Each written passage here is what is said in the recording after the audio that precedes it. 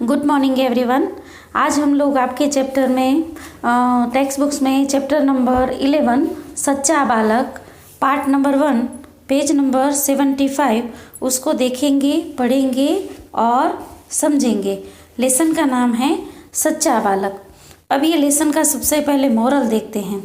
तो ये लेसन में इस जीवन प्रसंग में सच्चाई का महत्व बताया गया है।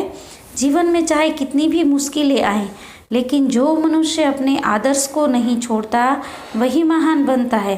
सत्य को भगवान का स्वरूप माना गया है। सभी धर्मों में सच बोलने का उपदेश देते हैं। इस पाठ में भी सच बोलने वाला एक छोटा सा बालक डाकुओं को भी अच्छा और भला आदमी बना देता है। तो हम लोग लेसन की ओर जा रहे हैं। सभी लोग टेक पेज नंबर 75 सच्चा बालक पार्ट 1। एक समय की बात है, एक लंबा काफिला बगदाद की ओर जा रहा था। अब यहाँ पे मैं शब्दार्थ और मुहावरे साथ साथ में लेती जाऊंगी। काफिला यानी कि यात्रियों का समूह, और बगदाद तो इराक की एक देश की राजधानी है जिसका नाम बगदाद है। रास्ते में उस पर डाकू टूट पड़े और लूटमार करने लगे।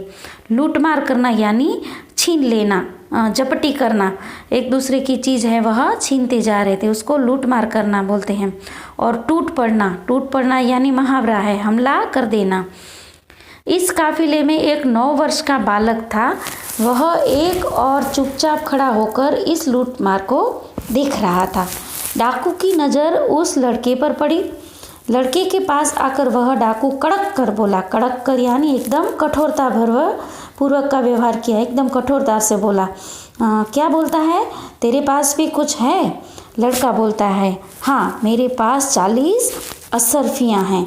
असरफियाँ यानी कि सोने के सिक्के। हाँ, किसके पास सोने के सिक्के थे 40? लड़के के पास। और कौन पूछता है? डाकू। डाकू एकदम से चकित रह जाता है। चकित रह जाना यानी उसको आश्चर्य लगना, एकदम से शौक हो जाता है वह, और बोलता है, क्या कहा? तेरे पास 40 असरफियाँ हैं? लड़का, जी हाँ। डाकू लड़के का हाथ पकड़कर सरदार के पास ले गया। सरदार यानी जो मेन व्यक्ति होता है, मुखिया, उसको सरदार बोला जाता है। उसने अपने सरदार से कहा, यह लड़का अपने पास 40 असरफियाँ बताता है। कौन बोलता है? डाकू कहता है सरदार से कि यह बच्चा बोल रहा है कि उसके पास 40 असरफियाँ हैं। सरदार कहता है लड़के से, तेरी असरफियाँ कहाँ हैं?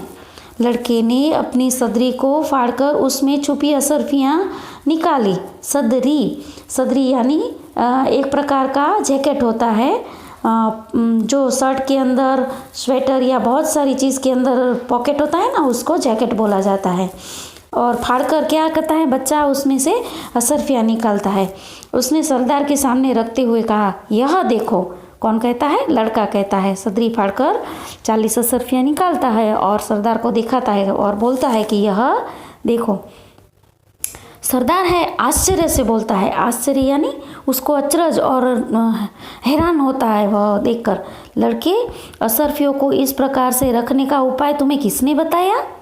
लड़का बोलता है, मेरी माँ ने इनको सदरी में अस्तर में सील दिया था। सदरी यानी कि जो कपड़े का भीतर का अंदर का जो भाग होता है ना, उसको सदरी बोला जाता है।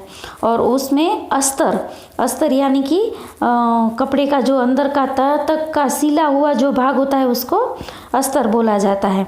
इस तरह से उसकी लड़के की माँ ने उसको अस्तर के साथ वह सदरी में पॉकेट की तरह बना दिया था और बोला था कि किसी को पता न चले, इसलिए तुझे असरफियाँ यहाँ पे रखना है। पता न चलना यानी कि किसी को मालूम न होना। तो लड़का बोलता है, मेरी माँ ने इसको सदरी के अस्तर में सी दिया था ताकि किसी को पता न चले। सरदार, तो तूने असरफियों का पता हमें क्यों बोल दिया, हमें क्यों बता दिया? मैं झूठ कैसे बोलता? मेरी माँ ने कहा था, बेटा सदैव सच बोलना, झूठ बोलना पाप है। क्या बोला था माँ ने? सदैव सच बोलना, झूठ बोलना पाप है। सरदार है वह डाकुओं से कहता है, यह छोटा सा बच्चा अपनी माँ को इतना है, संकट में भी झूठ नहीं बोलता है और हम लोग बड़े होकर भी ईश्वर के बताए नेक रास्ते पर नहीं चलते और लूटमार करते हैं। अब यहाँ पे वापस मुहावरा है, नेक रास्ते पर चलना, यानी अच्छे या सही रास्ते पर चलना। सब डाकू बोलते हैं, सरदार बात तो ठीक है। सरदार डाकुओं से कहता है, इनका लूटा हुआ सब सामान इन्हें वापस कर दो। डाकुओं ने सब सामान वापस कर दिया और आगे कभी लूटमार न करने की प्रतिज्ञा ली। प्रतिज्ञा यानी कसम और सौगंध ली कि आज से हम लोग किसी की लूटमार नहीं करेंगे। सच बोलने वाला इस बालक का नाम अब्दुल कादिर था। क्या था? अब्दुल कादिर। सिर्फ 9 साल का बच्चा अब्दुल कादिर वह सब डाकुओं को अच्छा और महान व्यक्ति बनने की सीख देता है। बड़ा होकर यह बालक महान संत हुआ। महान यानी कि बहुत ही बड़ा, और संत यानी कि महात्मा साधु। उनकी समाधि बगदाद में है। समाधि यानी मज़ार और मकबरा। समाधि कहाँ पे है? बगदाद में। वहाँ प्रत्येक वर्ष बड़ी संख्या में लोग दर्शन करने के लिए आती है।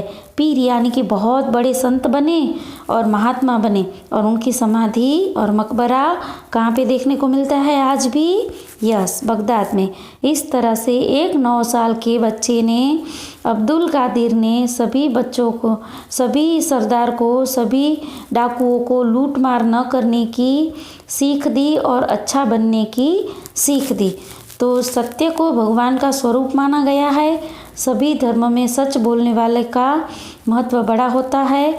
इस पाठ से हमें यह सीख मिलती है कि हमें सच बोलने वाला एक बालक डाकुओं को भी भला आदमी बना देता है, तो हमें भी अपने जीवन में कभी अपने आदर्श और मूल्य को नहीं छोड़ना चाहिए। तो आज के वीडियोस में आप लोगों को इसका ग्लोसरी यानी कि शब्दार्थ और मुहावरे सिर्फ लिखना है। मुहावरे में टूट पड़ना, कड़क कर बोलना, पता चलना, नेक रास्ते पर चलना। 4 मुहावरे। टूट पड़ना यानी हमला कर देना, कड़क कर बोलना यानी कठोरता से बोलना, पता चलना यानी मालूम होना, और नेक रास्ते पर चलना यानी कि अच्छे या सही रास्ते पर चलना। और ग्लोसरी मैंने जो जो आपको लेसन में समझाई है वह ग्लोसरी भी आपको लिखना है।